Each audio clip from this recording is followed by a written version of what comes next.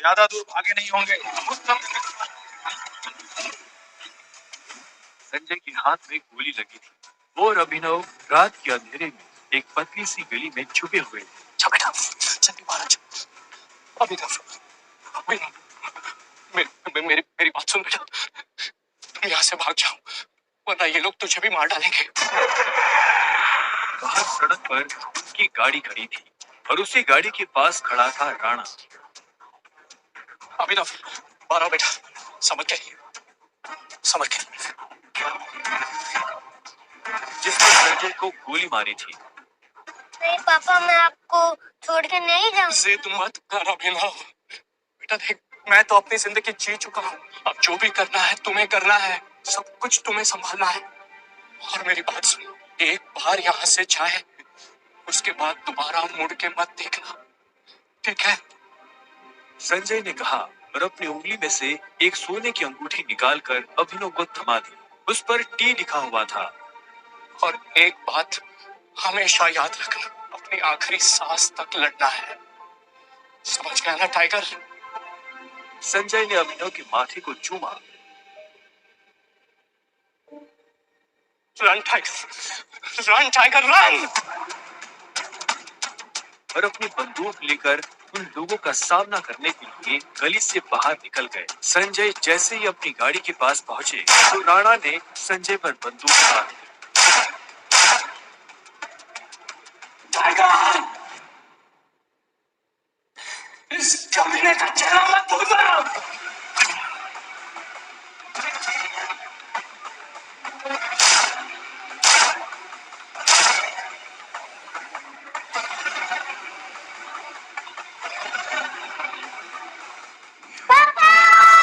अभिनव चिल्लाया और अचानक से उसकी नींद खुल गई। पसीने में तरबतर अभिनव अपने बिस्तर पर उठकर बैठ गया और गहरी सांसें लेने लगा। 18 साल, पिछले 18 सालों से ये सपना इसी तरह से अभिनव को परेशान कर रहा था। अभिनव ने पहले अपनी उंगली में पहनी उस अंगूठी को देखा और फिर बाथरूम की तरफ बढ़ने लगा। अभिनव गुड़गांव में रहता था और डिलीवरी बॉय का काम करता था। हालांकि इस काम में उसका मन नहीं लगता था, लेकिन अनाथ आश्रम से निकलने के बाद उसके पास ये करने के अलावा और कोई चारा नहीं था। 18 साल की उम्र में उसने अपना खर्च खुद उठाना शुरू कर दिया था। उसकी जिंदगी में बस एक ही खुशी थी, उसकी गर्लफ्रेंड वैभवी। जब भी वो वैभवी को देखता तो अपने सारे दुख भूल जाता था। और आज तो वैभवी का जन्मदिन था, इसलिए अभिनव जल्द से जल्द उससे मिलना चाहता था। अंकल, ये केक कितने का है? 600 गए। और ये पेस्ट्री? वो 60 गए। एक दे दीजिए। असल में अभिनव और वैभवी ने यह तय किया था कि वो पैसे जोड़कर अपने लिए किराए का एक बड़ा घर लेंगे, इसलिए वो पैसे वेस्ट नहीं करना चाहते थे। Thank you. कुछ देर के बाद जब वो वैभवी के घर के बाहर पहुंचा तो उसने देखा वहाँ काफी रंगीन लाइट्स चल रही थी और बाहर से तेज म्यूजिक की आवाज आ रही थी।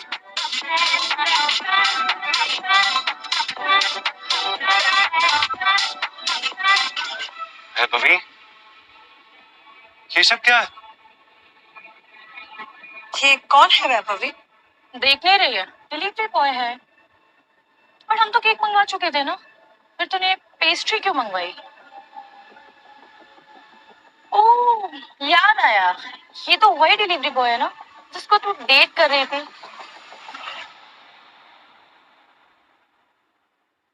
ओह कम ऑन यार वैभवी, तेरा स्टैंडर्ड इतना गिर जाएगा मुझे नहीं पता था।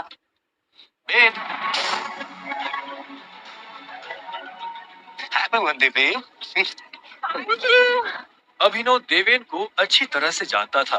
वो एक बड़े बाप का लड़का था और हर वक्त वैभवी के आसपास मंडराता रहता था। देवेन को यहाँ देखते ही अभिनव का दिमाग खराब हो गया। उसके हाथ में एक बड़ा सा गिफ्ट था। उसके आगे अभिनव के हाथ में लटकी पेस्ट्री की थैली कुछ भी नहीं लग रही थी। मेरी वैभवी को छूने की तेरी हिम्मत कैसे? दोस्तों, तुम लोगों को मेरे ऊपर डाउट था ना, मेरे स्टैंडर्ड्स पर डाउट था। अब बताती हूँ मेरे स्टैंडर्ड्स क्या है। मैं तुमसे ब्रेकअप कर रही हूँ। और नहीं तो क्या? बेचारी कब तक तुझ जैसे गरीब के साथ ऐसी आधी पेस्ट्री खाती रहेगी। साला तेरी मत क्या सुनो। गरीब तो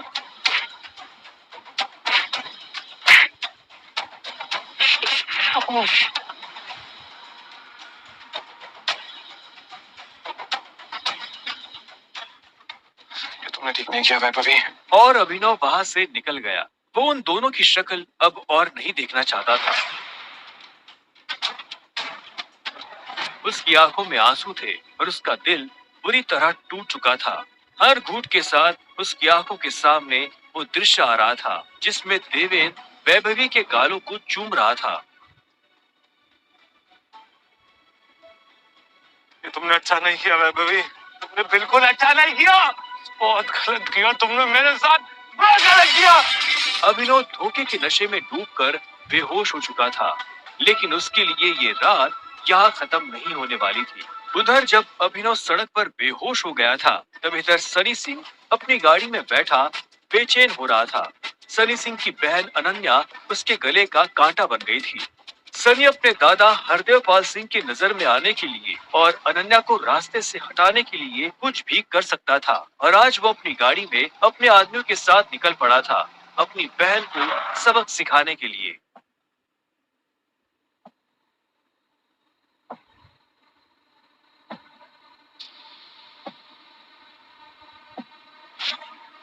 जल्दी करो, गाड़ी में डालो इसे। सुबह होने से पहले अगर हमने इसको अनन्या के कमरे में नहीं डाला तो ऐसा मौका दोबारा नहीं मिलेगा। Quick quick.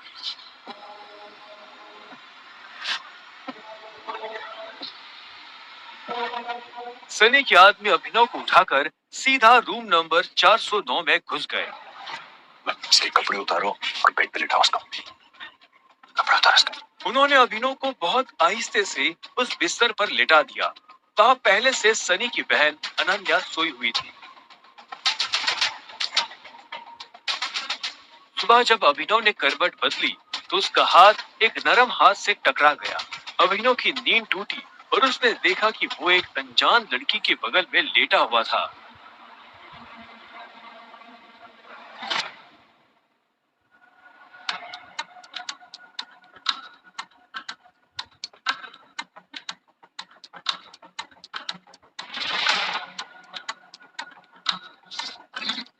कौन हो तुम?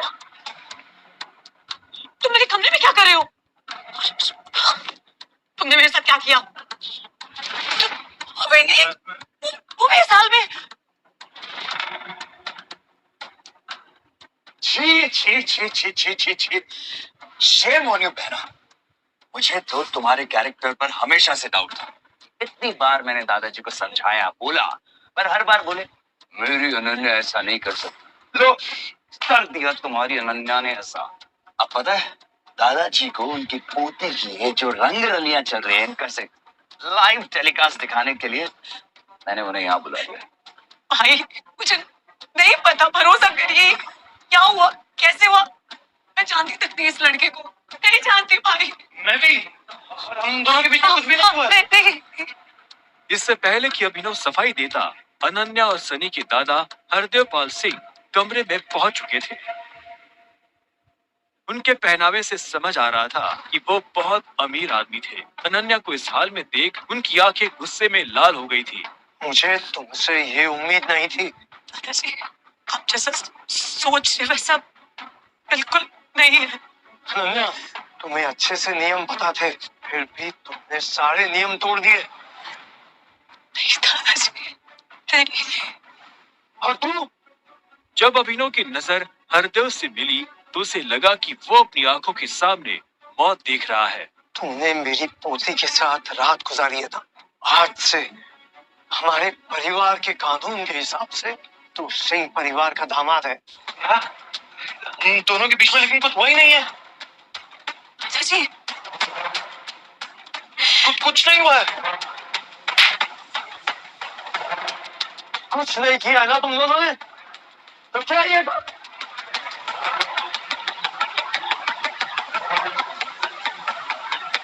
इससे पहले कि अभिनव कुछ समझे, हरदेव के आदमियों ने उसे मारना शुरू कर दिया था। अभिनव हरदेव की उम्र का लिहाज कर रहा था, इसलिए उसने अपने आप को रोक लिया था। अनन्या, इसे हॉस्पिटल भेज देना ताकि शाम को अकरम की पार्टी में आने के लिए ठीक ठाक से तैयार हो जाए। और याद रखना, मुझे शाम को अकरम की पार्टी में ये तुम्हारे साथ जरूर नजर आना चाहिए।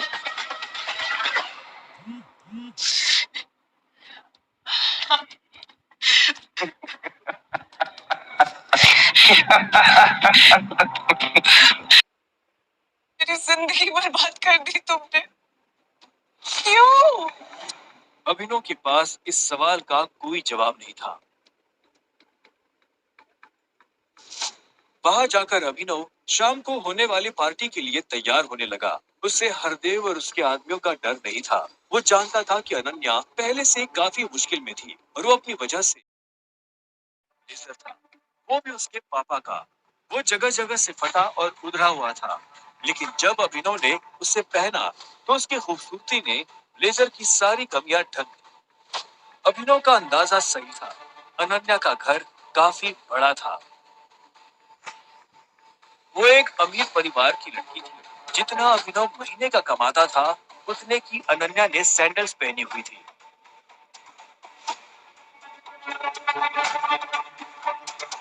अनन्या की आंखों में दिख रहा था कि वो अभिनव से कितनी नफरत करती थी। अभिनव भी पार्टी में इतने बड़े लोगों के बीच जाने से घबरा रहा था। उसी घबराहट में उसने कब अपने पापा की अंगूठी को उंगली में गोल गोल घुमाना शुरू कर दिया, उसे पता ही नहीं चला।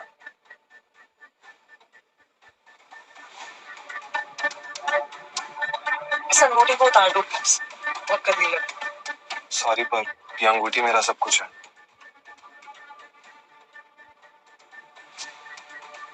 अकरम का घर किले जैसा था, जिसके चारों तरफ बाउंसर्स बंदूकें लिए खड़े थे। जैसे ही अनन्या और अभिनव अंदर आए, तो इतने में उसकी नजर देवेन से टकरा गई। तू यहाँ पे आकर हंस साले। इसमें हंस गया। अन्ना पागल हो गई हो तुम। इस सड़क छाप में ऐसा क्या देख लिया किससे शादी करनी? जवान संभाल के बात कर, नहीं तो क्या कर लेगा तू? बोलना, क्या कर लेगा? देवेन भी तैश में आ गया। अभिनव उसके ऊपर हाथ उठाने ही वाला था। इतने में उन दोनों का झगड़ा देख पार्टी का ऑर्गेनाइजर अकरम वहां पहुंच चुका था। क्या हो रहा है यहाँ?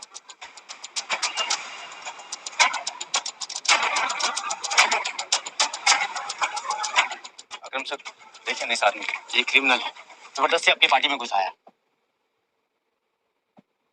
इधर आओ।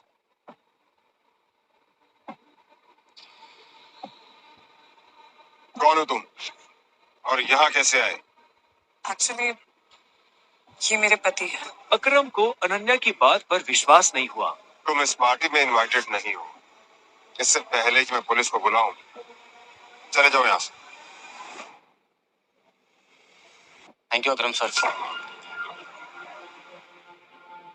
अनन्या, तुम भी इससे दूर हो, साला गरीब कहीं का। रुको। अकरम भागते हुए अभिनव के पास गया और उसकी अंगूठी को देखने लगा। मुझे तुमसे कुछ जरूरी बात करनी है, अकेले में। अच्छा, चलो। अकरम ने कहा और अभिनव का हाथ पकड़कर उसे अपने साथ अंदर ले जाने लगा। अनन्या, देवेन, सनी और पार्टी में मौजूद बाकी लोग ये देख हैरान हो गए थे। कुछ देर बाद जब वो अकरम के कमरे में पहुंच गए, तो अकरम ने दरवाजा बंद किया और अभिनव के पास आकर बोला, मैं तुम्हारी ये अंगूठी देखना चाहता हूँ। क्यों? करो बात, मैं ऐसे मांगने वाला नहीं हूँ। बस मुझे इसमें कुछ देखना है, प्लीज।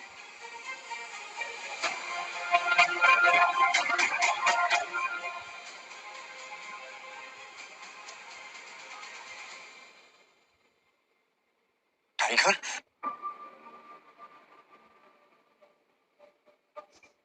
टाइगर? अभिनव ने अकरम के मुंह से ये शब्द सुना तो वो हैरान हो गया। उसे अचानक से अपने पिता के वो आखिरी शब्द याद आ गए जो उन्होंने अभिनव से विदा लेते हुए कह दिए थे। लेकिन अभिनव हैरान था। उससे समझ नहीं आ रहा था कि अकरम ये सब कैसे जानता था। आखिरकार मैंने तुम्हें ढूंढ ही लिया टाइगर। टाइगर, हाँ, पिछले 18 सालों से मैं तुम्हें ढूंढने की कोशिश कर रहा हूँ। तुम हमारे टाइगर हो, हमारी हजारों करोड़ों की एम्पायर की वारिस, जिसे हम 3 दोस्तों ने मिलकर शुरू किया था। मैं, तुम्हारे पापा संजय गढ़वाल और राणा अग्निहोत्री। वो देखो। इतना कहते ही अकरम ने दीवार पर टंगी एक तस्वीर की तरफ इशारा कर दिया, जिसमें संजय, अकरम और राणा तीनों मौजूद थे। राणा को देख अभिनव को झटका लगा। उसकी आंखों के सामने वो सपना फिर से हरा हो गया, जो वो हर सुबह देख कर उठता था। उस रात अभिनव के पिता को जिस आदमी ने गोली मारी थी, वो राणा था। दोस्त होने के बावजूद राणा ने अभिनव के पिता के साथ गद्दारी की थी। अभिनव की आंखें चिंगारी सी लाल हो गई। क्या हुआ? तुम इतना गुस्से में क्यों? मैं ठीक हूँ। आप मुझे कुछ कुछ कहना चाहते थे? हाँ, तो मैं तुम्हें हमारी कंपनी द माफिया किंग के बारे में कुछ बताने वाला था, जिसे हम 3 दोस्तों ने मिलकर खड़ा किया था। द माफिया किंग, जिसके नाम से पॉलिटिशियन, सेलिब्रिटीज, इस देश का सबसे बड़ा आदमी भी कांपता था। लेकिन तुम्हारे पापा के जाने के बाद सब कुछ बिखर गया, और इस दौरान हमारे कई दुश्मन खड़े हो गए, जिसमें सबसे बड़ा दुश्मन है इकबाल शेखावत। वो तुम्हें कई सालों से ढूंढने की कोशिश कर रहा है, ताकि तुम्हें मारकर वो हमारा नामो निशान खत्म कर देना चाहता है।